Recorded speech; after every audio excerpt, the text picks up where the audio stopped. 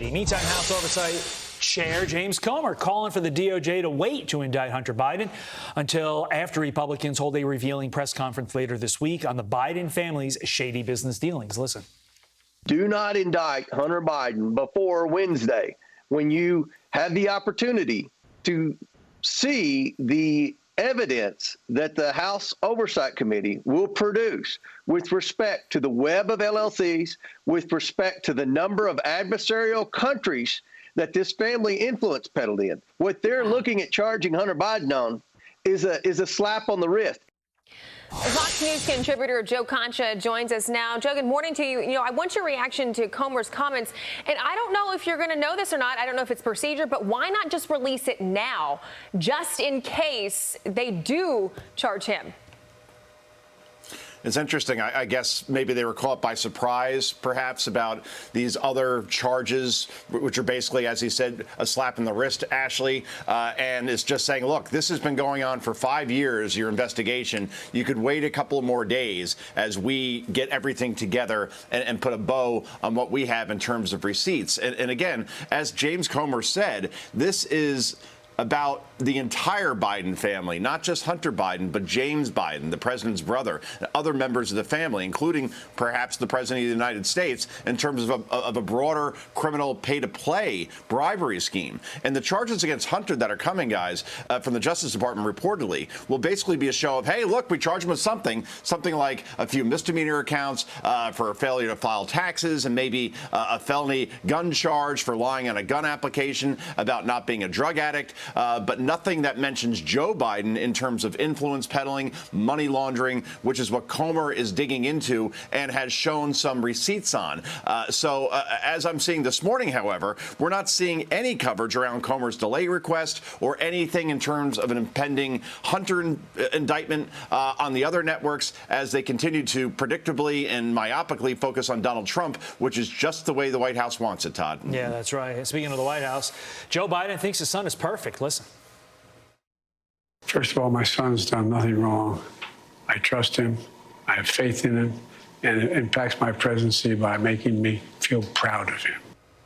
Do you think he's saying that because he knows this is the week that the dam breaks, not just with regard to Hunter, but with regard to all of it? Well, Todd, he's been saying that from the beginning, right? I don't know anything about my son's business dealings. I never spoke to him about it. And, oh, by the way, he's done nothing wrong. And in that interview, which I watched over the weekend, it was like my kid who plays t-ball, except putting a beach ball on the tee, right? I mean, it couldn't be any more sympathetic. So that's where we are at this point.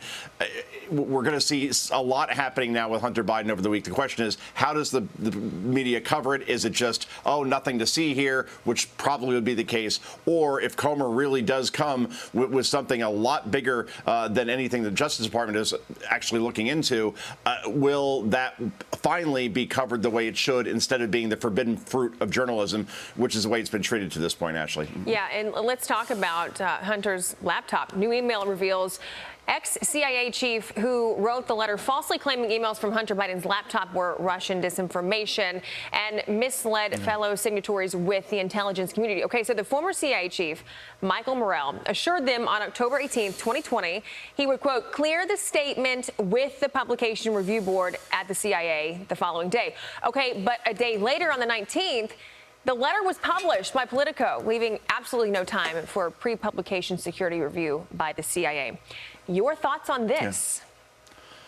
Well, also in that email, quote, we believe the Russians were involved in some way in the Hunter Biden email issue. And because we think Trump will attack Biden on the issue at this week's debate, this was in 2020, we want to give the VP a talking point to use in response. That's in an actual email from Morell. So, look, again, these 51 former intelligence officers, they had zero access to this laptop, to the evidence. It's like a murder happening, and then you can't examine the body study as a coroner to see exactly how this person got murdered. Same thing with these intelligence officers. They never even looked at the laptop, never looked at the evidence, yet came to this conclusion in this widely discussed and reported report, this letter saying there is no way this is actually connected to the president's son. This is the Kremlin trying to install Donald Trump back into the Oval Office again, and it's a whole bowl of wrong, and there needs to be accountability, as in these intelligence officers need to have their security clearances taken away because obviously they abuse their position. That's where we are at this point, and it's all in writing, guys. And it'll be interesting to see if any of those 51 that were caught with their pants down,